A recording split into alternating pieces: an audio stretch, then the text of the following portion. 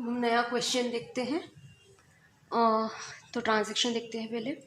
Started business with cash 90,000, रोकड़ी व्यापार प्रारंभ किया 90,000। तो आपको पहला ट्रांजैक्शन देख लेते हैं। ये फॉर्मेट तो आपको फिर से बनाना ही है। तो यहाँ ट्रांजैक्शन हमने लिखा स्टार्टेड बिजनेस विथ कैश।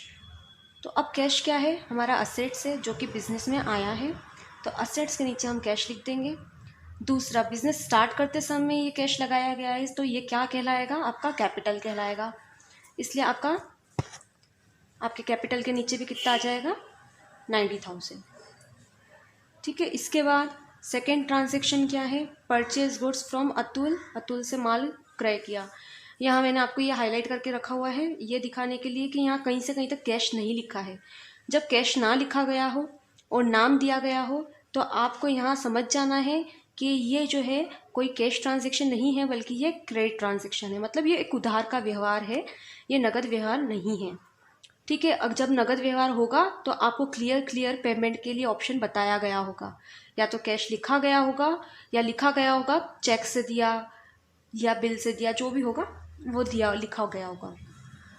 तो यहाँ परचेज गुड्स फ्रॉम अतुल लिखा है और कोई जानकारी नहीं है, इसका मतलब ये एक उधार का ट्रांजैक्शन है, क्रेडिट ट्रांजैक्शन है। हम सेकेंड ट्रांजैक्शन भी उतारते हैं, परचेज गुड्स फ्रॉम अतुल। अब गुड्स परचेज कर रहे हैं तो ऑब्वियसली बिजनेस में क्या है? गुड्स आए हैं, तो इस असेट्स से हमारे गुड्स, तो असेट्स के नीचे स्टॉक लिख के हम कितना लिख देंगे? 20,000। ठीक है। अब ये जो गुड्स आए हैं, हमने जो खरीदे हैं, ये पैसे तो दिए नहीं है इसके, तो कैश में कोई कमी नहीं होगी, इसलिए कैश में कोई इफेक्ट नहीं होगा, इसलिए मैंने 0 लिख दिया है। लेकिन ये 20,000 देना बाकी रहेगा बिजनेस को। तो ये 20,000 अतुल को पे करेगा बिजनेस बाद में। तो अतुल क्या हो गया? बिजनेस का क्रेडिटर बन गया। तो यहाँ हमारे क्रेडिटर बढ़ गए हैं, मतलब हमारा दायित्व लाइबिलिटी बढ़ गई है। तो 20,000 हम यहाँ लाइबिलिटी के नीचे क्रेडिटर लिखेंगे और क्रेडिटर के नीचे 20,000 लिख देंगे, और कैपिटल पे कोई प्रभाव नहीं पड़ेगा। ठीक है। इसके बाद नई इक्वेशन बन जाएगी आपके। 90,000 का कैश है बिजनेस में, 20,000 की स्टॉक है बिजनेस में, बिजनेस को 20,000 देना बाकी है क्रेडिटर अतुल को, और बिजनेस में स्टार्ट करा था बिजनेस, तब कितना पैसा लगाया गया था? 90,000, जो कि बिजनेस का कैपिटल। तो ये हमने देखे 2 ट्रांजैक्शन। अब तीसरा ट्रांजैक्शन हम देखते हैं, purchase goods for cash from Shyam. अब देखिए इस ट्रांजैक्शन में साफ साफ लिखा गया है कि परचेज गुड्स कराया हमने कैश से, यहाँ रोकड़ी माल हमने खरीदा है। ठीक है। तो यहाँ फिर से आप ये ट्रांजैक्शन उतारिएगा, परचेज गुड्स फॉर कैश।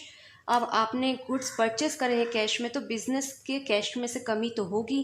कितने के गुड्स परचेज करे? 10,000 के। ठीक है। तो कैश में से कितना जाएगा? यहाँ 10,000 जाएगा, मैं तो 10,000 माइनस कर देंगे हम। ठीक है। स्टॉक बढ़ जाएगा ऑब्वियसली, क्योंकि यहाँ हम गुड्स क्या कर रहे हैं? परचेज कर रहे हैं, तो 10,000 का यहाँ स्टॉक बढ़ जाएगा। ठीक है। और अब कुछ भी चुकाना बाकी नहीं, क्योंकि हमने ये जो ट्रांजैक्शन करा था ये कैश में करा था, तो यहाँ देना बाकी नहीं है, क्योंकि ऑलरेडी हम दे चुके हैं, इसलिए यहाँ लाइबिलिटी पे कोई इफेक्ट नहीं पड़ेगा, 0 होगी लाइबिलिटी। सिमिलरली कैपिटल कहीं से कहीं तक नहीं बढ़ रहा है, 0। ठीक है। नई इक्वेशन बना देंगे हम।